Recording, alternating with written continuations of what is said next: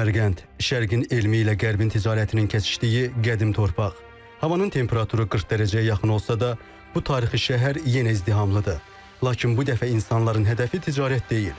Biz İslam dünyasının mötəbər elmi mənbələrindən birini miras qoyan böyük alimin mənəvi irsinə qonağıq. Şəhər mərkəzindən 25 kilometr aralıda Xartam kəndində yerləşən İmam Əl-Buxari kompleksi və bu kompleks 4 illik əsaslı təmir tikintidən sonra bu ilin 19 mart tarixində rəsmi şəkildə istismara verilib. Və gündəlik adi günlərdə bura 10 minlərlə, hətta 60-70 min turist gəlir və eyni zamanda kompleks təmir tikintidən sonra eyni anda 63 min nəfəri qəbul etmək gücündədir. Bu əzəmətli məscidin 75 metrlik 4 minarəsi və 14 günbəzi var. Və eyni zamanda dediyim kimi bura turistlərin axını hər gün müşahidə olunur. Bunun üçün də yeni təmir tikintidən sonra ərazidə 23 yeni otel tikilib ki, bu da eyni anda 2000 turisti qəbul etməyə imkan verir. Kompleksin içərisinə doğru addımlayırıq.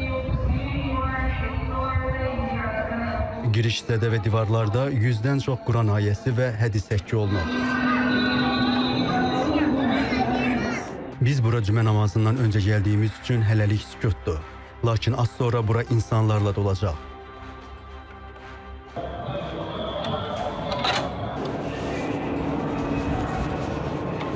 Məscidin daxilindəki 80 rəfdə 10 minə yaxın elməsər tədqiqatçıların istifadəsindədir.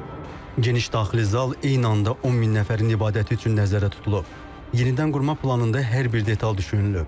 Məsələn, qadınlar üçün zirzəmi hissəsində bütün şəraiti olan eyni ölçülü ayrıca ibadət salı fəaliyyət göstərir. Buxara xanlığı İmam Buxari kompleksi tamamilə yenidən qurularaq əvvəlki halından 10 dəfə daha çox genişləndirilib və 65 hektarlıq möhtəşəm bir əraziyə çevrilib. İmam Buxari həzrətləri 600 min hədis arasında ən sahih olanları seçərək İslam dünyasının ən etibarı mənbəsi sayılan Əl-Cami Əs-Sahih əsərini bizlərə miras qoyub. Məhz bu böyük elmi və mənəvi irsə görə bu mübarək məkan bütün müsəlman aləmində Məkkə, Mədinə və Qüdsdən sonra ən mühüm ziyarətgahlardan biri hesab olunur. Artıq cümə namazının vaxtıdır. İnsanlar tədricən toplaşır. Biz də dualarımızı edib müsahibimlə birlikdə İmam Buxarinin türbəsinə tərəf yol alırıq. Yol boyu bu əzəmətli kompleksin maraqlı detallarından söhbət açırıq. Bu eyvanların sütunları ağacdan idi. Lakin yenidən qurma zamanı onların hamısı Hindistandan xüsusi olaraq gətirilmiş mərmər daşları ilə əvəz olundu. Ümumilikdə 174 belə sütun var və onlar qələm formasında hazırlanmışdı. Bu, İslamda elm və biliyə verilən önəmi simvolizə edir.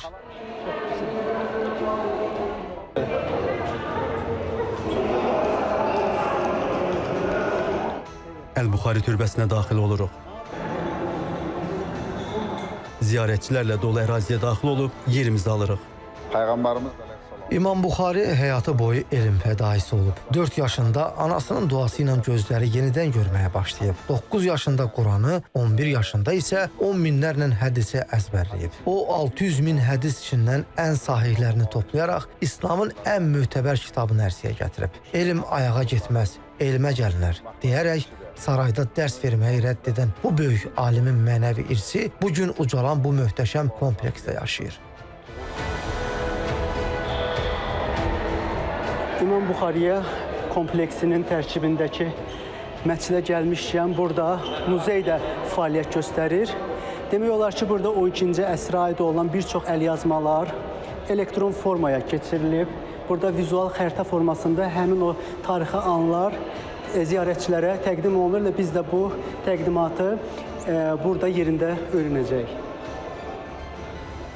Muzeyin bələdçisi Akmal Jon Mirzə Rahmatov bildirir ki, 2022-ci ildən fəaliyyət göstərən bu mərkəzdə texnologiyanın bütün imkanlarından istifadə olunub.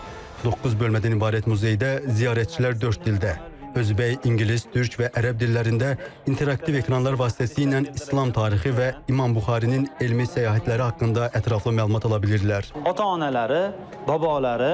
Burada İmam Buxarinin həyatı, onun elmi səfərləri və topladığı hədislərlə bağlı xüsusi bölmələr var.